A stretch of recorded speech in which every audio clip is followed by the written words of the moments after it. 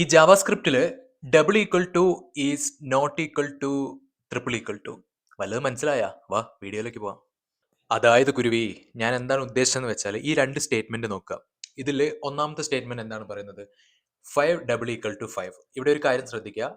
Left operant ഒരു സ്ട്രിങ്ങും right operant ഒരു number ടൈപ്പാണ്. അപ്പോൾ അവിടെ ഡാറ്റ ടൈപ്പ് ഡിഫറെൻ്റ് ആണ്, പക്ഷെ വാല്യൂ സെയിം ആണ്. അപ്പം ഇത് നിങ്ങൾ കൺസോൾ ചെയ്ത് കഴിഞ്ഞാൽ നിങ്ങൾക്ക് ട്രൂ എന്ന് കിട്ടും. ആക്ച്വലി ഇത് ട്രൂ ആണോ? അല്ല, കാരണം ഡാറ്റ ടൈപ്പ് രണ്ടും ഡിഫറെൻ്റ് ആണ്.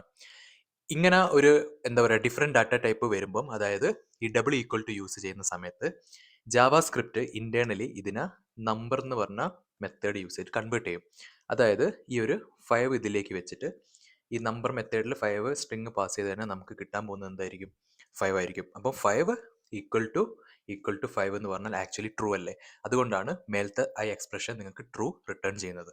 ഓക്കെ, അപ്പം ഇതിനെയാണ് എന്ത് പറയുക, ലൂസ് അല്ലെങ്കിൽ എന്താ പറയുക, ലൂസ് ഈക്വാലിറ്റി എന്ന് പറയാം ജാവാസ്ക്രിപ്റ്റിൽ. ഡബിൾ ഈക്വൽ ടു യൂസ് ചെയ്തിട്ട് രണ്ട് വാല്യൂസിനെ കമ്പയർ ചെയ്യുന്ന ടൈമിൽ. ഇനി സ്ട്രിക്റ്റ് ഈക്വാലിറ്റിയിലേക്ക് പോകുമ്പോൾ നമ്മൾ ട്രിപ്പിൾ ഈക്വൽ ടു യൂസ് ചെയ്യും. ട്രിപ്പിൾ ഈക്വൽ ടു യൂസ് ചെയ്യുന്ന ടൈമിൽ അവിടെ വാല്യൂം നോക്കും, അതേപോലെ രണ്ട് ഓപ്പറൻറ്റിൻ്റെ ഡാറ്റ ടൈപ്പും നോക്കും.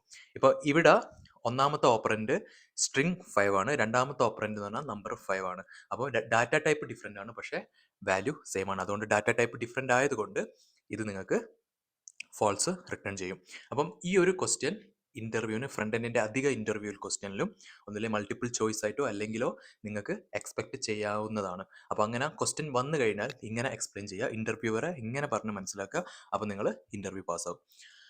ഓക്കെ, അപ്പം നമുക്ക് അടുത്തൊരു വീഡിയോയിൽ കാണാം. അതുവരെ ബൈ ബൈ.